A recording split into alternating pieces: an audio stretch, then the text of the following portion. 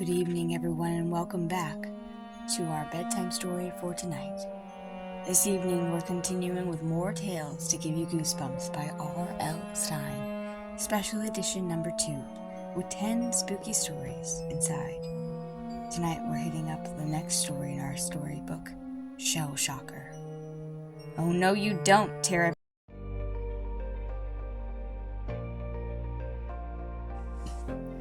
Hey there, it's me, Mama Tori. I'm just popping in here to touch base for just a moment before the story. I noticed many viewers aren't subscribed despite the growing traffic. I'm hoping to reach 500 subscribers by the end of the year, and it would mean a lot to me if you could subscribe as well. Liking and leaving a comment about your thoughts on the story help as well, and of course, make sure to enable your notifications so that you can get a regular bedtime story from me every night. I also sponsor myself, so if you'd like to support my channel and small business, check out my products on Etsy, my books on Amazon, or even consider joining my Patreon. I really appreciate all my viewers. Thank you so much for tuning in. Now, let's get back to the story.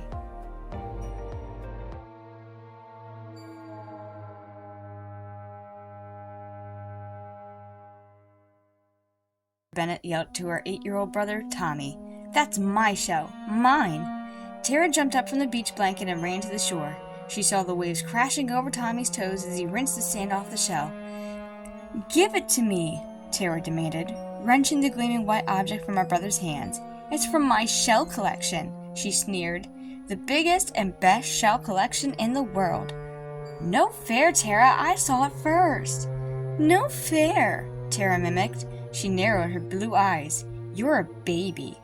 Tara held the seashells up to the light and admired its smooth curves and pointed spiral. It sparkled like a jewel in the afternoon sun. It's the most perfect shell in the world, she announced. Everybody's going to be jealous when they see it. She closed her eyes and pictured herself back at school, winning the 7th grade science fair with her new shell. All the kids in my class will be green with envy, Tara thought happily. Can I hold it? Tommy asked softly. No way, Tara snapped. You can't even look at it without my permission. Clutching the shell tightly, she turned and marched across the beach, far away from her annoying little brother. Then she flopped down on the sand to examine her newest treasure. It's beautiful, she gasped, turning the shell back and forth in her hands. And it's mine, not Tommy's, mine. Whenever Tommy found a shell, he pressed it to his ear. He could hear the roar of the ocean inside still. Tommy is such a jerk, Tara thought. She turned the shell over and over in her hand. Everyone knows you can't really hear the ocean inside a shell. Just the same, Tara held the white shell up to her ear. Oh, gross, Tara cried. A clump of wet seaweed slid down her cheek. She wiped the green slime away, and then she placed the shell against her ear again and listened. Help me! A tiny voice called from inside. Tara screamed and dropped the shell. Who said that? She stammered, gazing down into the shell. Then she jerked her head up, expecting to see Tommy laughing at her. But no one stood there. Tara sat alone. She jumped up and backed away from the shell, and she stared suspiciously down at it. Was it you, she whispered? Did you talk? Don't be silly, Tara, she told herself. Shells can't talk. Creeping forward, she kicked the shell gently with her toe, and it rode across the sand, and then stopped. Help me! The voice cried louder this time, and Tara screamed again. She began to shiver under the rays of the hot summer sun. She wrapped her arms tightly around herself, and then she took a deep, steadying breath. Who's in there? She demanded. I'm trapped, the tiny voice wailed. Help me! Tara gasped. I can't believe it, she cried out. The shell is talking. To me! Tara's head reeled. Beads of sweat dripped from her long blonde hair. Of course I'm talking to you. I need your help, the tiny voice pleaded. I'm a prisoner. Please, pick me up. Tara didn't know what to do. She inched closer to the shell and she leaned over and peeked inside. It appeared to be empty. I have to find out where that voice is coming from, Tara thought. I just have to. Tara carefully lifted the shell from the sand. How can I help you? Tara asked. Her voice trembled. Take me to the cave. To help me escape, please. Trust me, the voice begged. Trust you? Tara asked breathlessly. I can't even see you. Come to the cave to help me escape. Then you'll understand. Then you'll see me. Tara hesitated. A talking shell, she thought. What an opportunity. She grasped the shell in her hands and smirked. Why would I help you escape? She asked. You're the world's first talking shell. I can make a fortune with you. I'll be rich and famous. People will pay a lot of money to hear a seashell talk. Tara's mind raced with all the possibilities. Maybe she would star in her own TV show. Tara and her amazing talking shell. But Tara, I will talk to you only when you're alone, so no one will believe you, the voice replied. But listen to me. There's something inside the cave that will really make you rich and famous. What is it? Tara demanded, shaking the shell. Tell me. It's the biggest seashell in the world, the voice told her. The biggest seashell in the world? Tara pretended not to care. Oh, really? She muttered. The biggest shell in the world. Where is this cave? I'll show you, the voice answered. Just walk along the shoreline to the north end of the beach. I'll show you where it is. I promise. Tara bubbled with excitement. I'll be the most famous shell collector in the world, she thought. I'll be Tara, the Shell Queen. Okay, she agreed. I'll do it. I'll take you to the cave. Yes, the voice hissed. Tara took a small step across the sand. What about my mom and dad? She asked. I should tell them where I'm going. She gazed across the crowded beach, and she spotted her mother and father sprawled out under their neon pink beach umbrella. Mom turned the pages of a book, and Dad slept. Don't worry. They won't even notice you're gone, the voice urged. Let's go. Tara turned toward the north end of the beach, and the sun cast an eerie glow over the towering sand dunes. The ocean waves hammered the shore. Maybe I'll bring Mom with me. There's no lifeguard over there, she muttered. A loud screech echoed inside of the shell. Help me! The voice screamed out. Help me now! Okay, Tara snapped.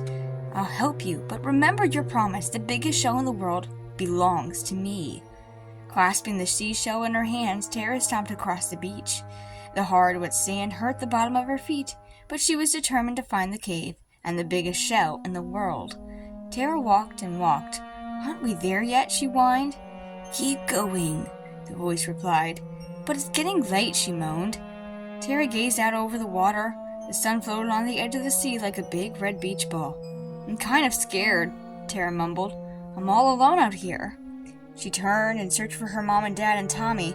She thought she spotted them alongside their pink umbrella on the edge of the beach. 3 tiny specks in the sand. I want to go back, Tara whispered. I want to go back, Terry whimpered. We've wandered too far. But we're so close, the voice said softly. We can't turn back now. Look to your right, by the rocks. Tara scanned the beach, and there, the opening of the cave, practically in front of her. Finally, Tara gasped, dashed into the cave's dark entrance and listened.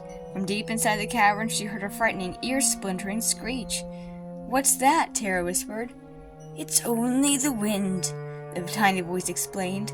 Let's go in. But I'm a little afraid, Tara admitted. It's so dark in here. Don't worry, the voice replied. I can guide you through the cave. Just do exactly as I say and walk straight ahead. And don't touch the walls. Tara took a deep breath and stepped forward. The darkness swallowed her up, and she stumbled blindly ahead. The cave floor dipped and pitched. Tara reached a hand out in front of her, and she groped at the curtain of the dark. She staggered on. A huge rock stood in her path. Her foot slammed into it. Oh no, she screamed as she stumbled. Her arms flew up from her sides up to the walls of the cave. Tara shrieked, and the walls, they moved, they squirmed, with thousands and thousands of black hairy spiders. The spiders crawled over Tara's neck, through her hair and up her arms. Tara leaped away from the walls, and she swatted frantically at the spiders. Their hairy legs tangled in her hair, pinched her skin. I'm getting out of here, she shrieked, frantically batting them off. But you can't go now, the tiny voice in the shell pleaded. You've got to help me. We're so close now. Don't you want to own the biggest shell in the world? Don't you want to be rich and famous? Tara hesitated, her skin prickled from the spiders. Wait until you see it, the voice crooned. It's the biggest, most beautiful shell you could ever imagine. Tara closed her eyes. Yes, she thought, the most beautiful shell. My shell. This had better be worth it, she grumbled. Oh, it is, the tiny voice replied. Just wait, you'll see. Tara sighed. She crept deeper into the cave, slowly, very slowly. Keep walking, the voice said in the shell whispered. We're almost there. Almost there. Tara staggered ahead, barely breathing. No turning back now, she thought to herself. She had to find this huge shell. She had to have it. Crunch, crunch, crunch. Something cracked beneath Tara's feet. What's that? She asked nervously. What am I walking on? Nothing to worry about, the voice in the shell answered. Keep walking, but watch your step. Tara took another step and felt something shatter under her toes. What is it? She demanded. It hurts my feet and I want to know. Tara spun around and slipped. Look out, cried the voice. Don't fall. Too late. Tara tumbled down into a huge pile of large white stones. Sharp stones. She cried out and the rough edges cut into her skin. What are these? She peered closer. Tara shrieked and shrieked again. Her horrified cries echoed through the large cave. What are these? She peered closer. And Tara shrieked and shrieked again. Her horrified cries echoed through the large cave. These weren't stones. They were bones. A carpet of bones. No, Tara wailed. She scrambled to her feet. You can keep your big shell. I'm going home. Wait, don't go, the tiny voice begged. There's nothing to fear. Tara stopped. Nothing to fear, she yelled. Look at all the bones in there. They're only fish bones, the voice insisted. The tide carries dead fish into the cave.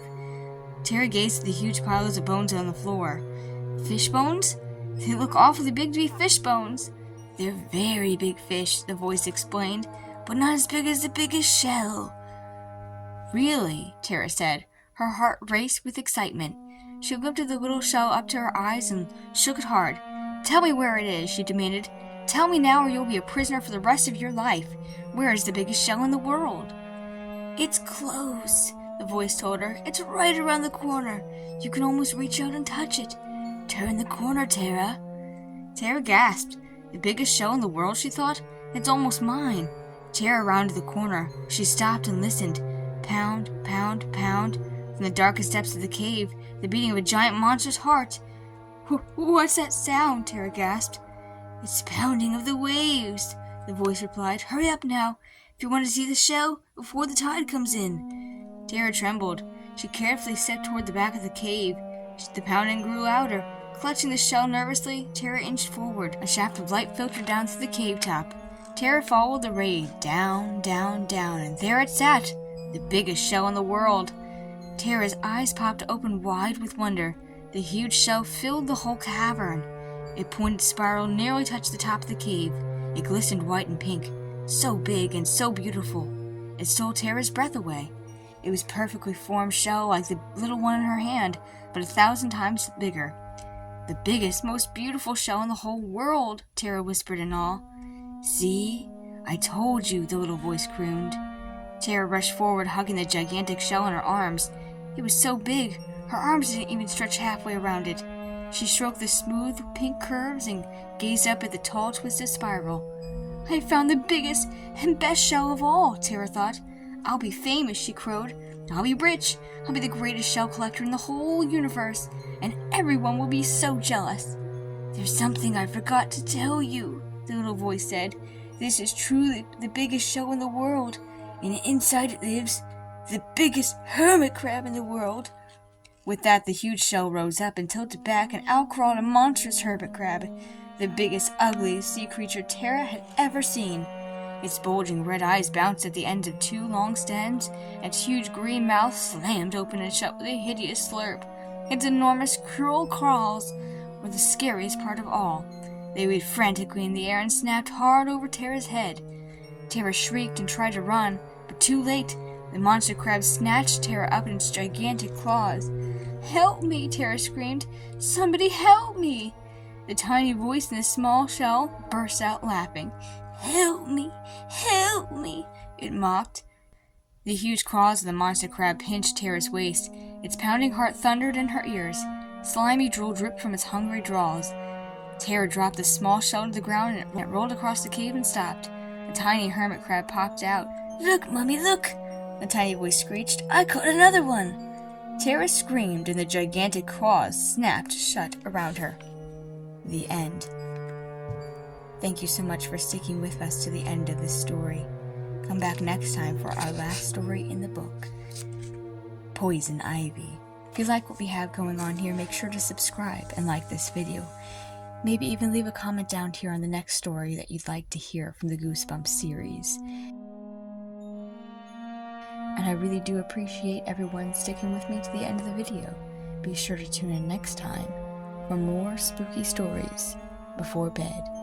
And if you'd like to support what I have going on here, I do have a link in the description below for both my Patreon and my Etsy store for fun ways of supporting these bedtime stories before bed. So that'll do it for tonight, and I really do appreciate everyone. For now, I hope you have wonderful, spooky dreams. Good night.